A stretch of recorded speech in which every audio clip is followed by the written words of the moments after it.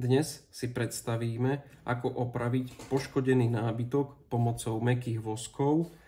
Mäkký vosk sa používa všade tam, kde nie je nábytok alebo podlaha vystavený nadmernému namáhaniu, práve preto, aby mäkký vosk nebol vytlačený z poškodeného miesta.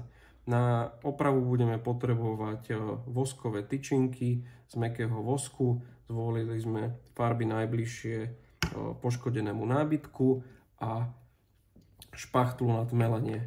Takže máme poškodené miesto, do ktorého si najprv nanesieme podkladovú farbu.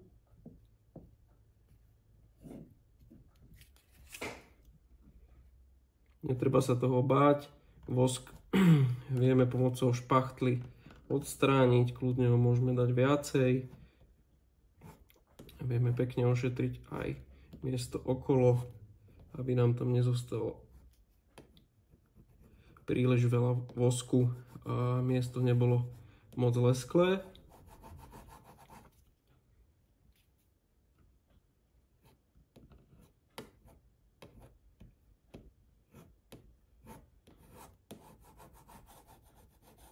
A po nanesení základnej vrstvy začneme pridávať tmavý vosk, ktorý bude kopírovať kresbu dreva.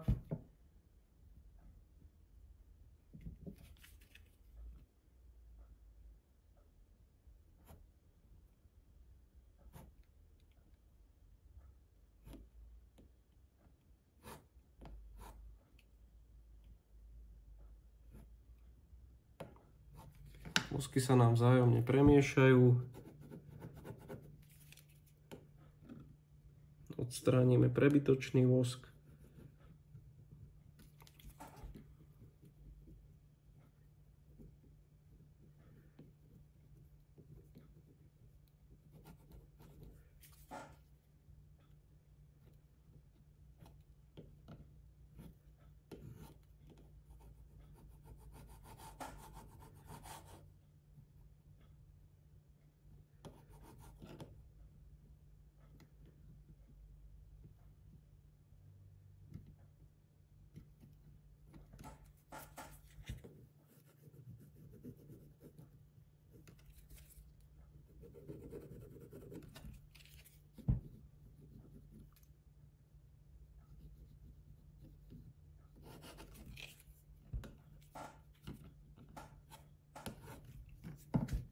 V prípade, ak sme vybrali vosk, tak ho tam vieme jednoducho pridať.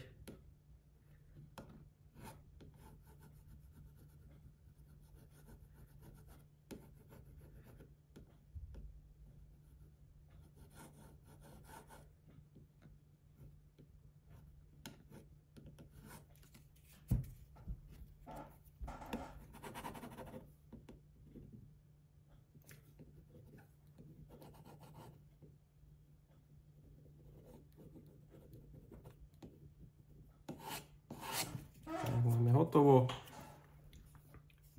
Diera je zavoskovaná, takmer ju nevidieť, aby bol výsledok úplne dokonalý, vieme sa s tým pohrať. Na to, aby ste takto vedeli opraviť, takto jednoducho vedeli opraviť, potrebujete mäkké vosky, špachtlu, a všetky tieto produkty viete nájsť na e-shope CPS Kovania. Stačí si do vyhľadávania zadať oprava nábytku alebo podlahy.